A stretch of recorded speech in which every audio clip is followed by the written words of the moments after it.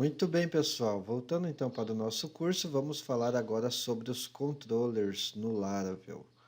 Vamos voltar então aqui para o nosso Visual Studio Code. E os nossos controllers, eles se encontram dentro de app, HTTP, controllers. Controllers, eles são os nossos controladores. É neles que nós vamos montar a nossa estrutura que a gente quer apresentar dentro da nossa view, do nosso HTML, e nós vamos enviar através desse controlador para nossas views.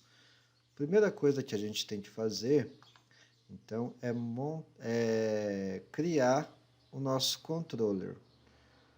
Vamos então aqui através do nosso command prompt, vamos acessar aqui a nossa pasta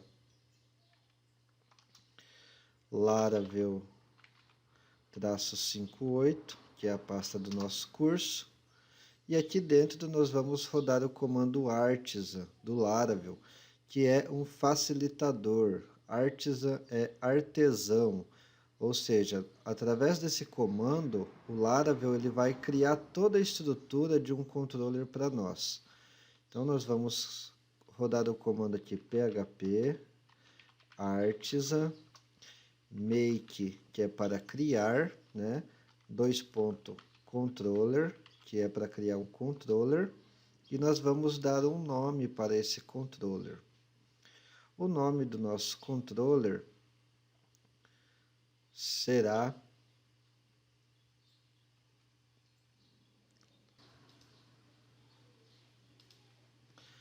blog controller. Esse será o nome do nosso controlador. E de quebra, nós vamos passar o comando "-r". Esse comando ele vai fazer com que o Laravel crie uma estrutura completa de um CRUD no nosso controller para a gente, beleza? Ó, ele nos retornou a mensagem falando que o controller foi criado com sucesso.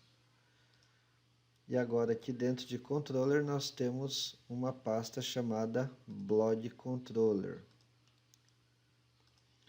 Se nós olharmos aqui, nós temos o namespace dele, ó, app http controllers, que é o caminho da nossa pasta. Tá ficando em vermelho aqui, pessoal, mas não é por erro não, tá? É um plugin que eu instalei para o Laravel e aí ele não reconhece muito bem as coisas, depois eu vou desinstalar ele, mas é só por causa disso, não é porque contém erro não, tá?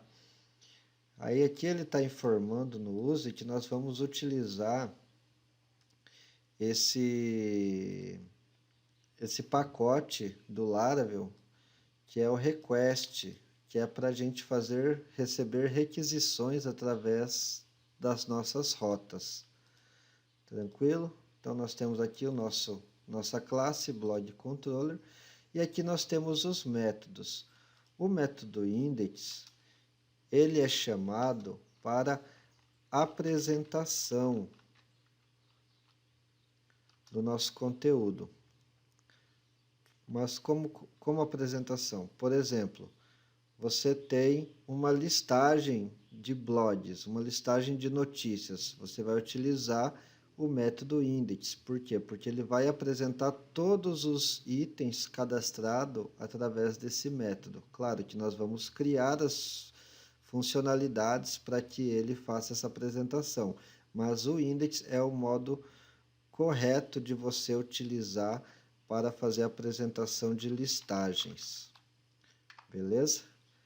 Aí nós temos aqui então o comando create.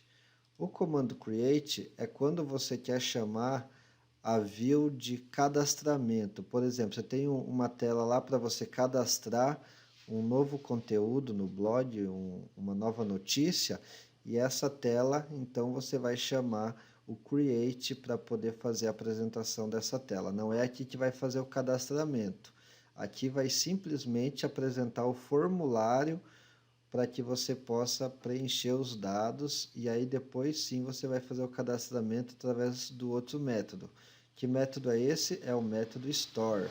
O método store, ele é o responsável por fazer esse cadastramento no banco de dados. Ou seja, então você vai chamar a tua view com o teu formulário através do create. A hora que você clicar em salvar ou em enviar, através do método post, você vai receber isso aqui no store. E no store você vai inserir as funções para que você possa cadastrar isso na sua tabela do banco de dados. Beleza? Aí nós temos aqui então o método show. O método show ele é aconselhado para você fazer a apresentação de um item específico.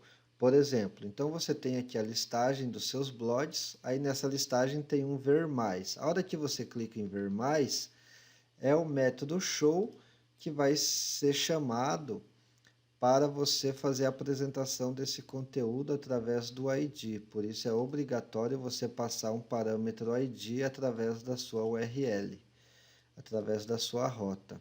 Legal?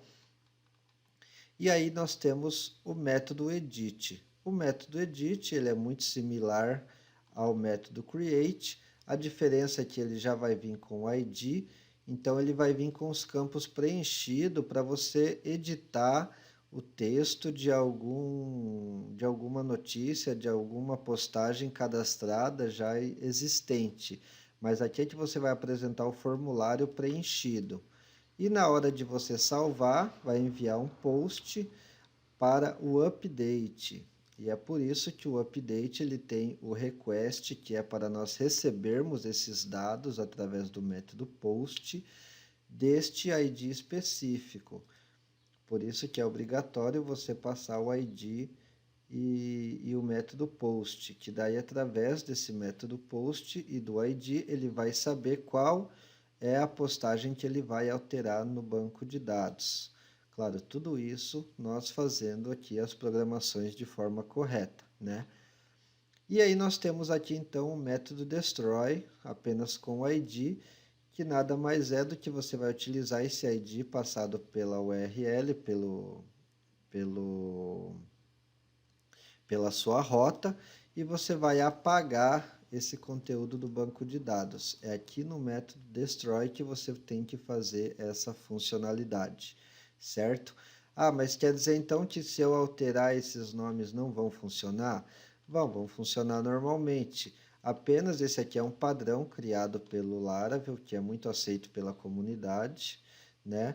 E o aconselhado, se você quer ser um programador que você tenha experiência em padrões e siga os padrões corretamente, é inteligente que você siga estas mesmas nomenclaturas. Beleza? Então, pessoal, essa foi a nossa aula falando sobre os controllers. Espero que você tenha gostado e até a próxima aula.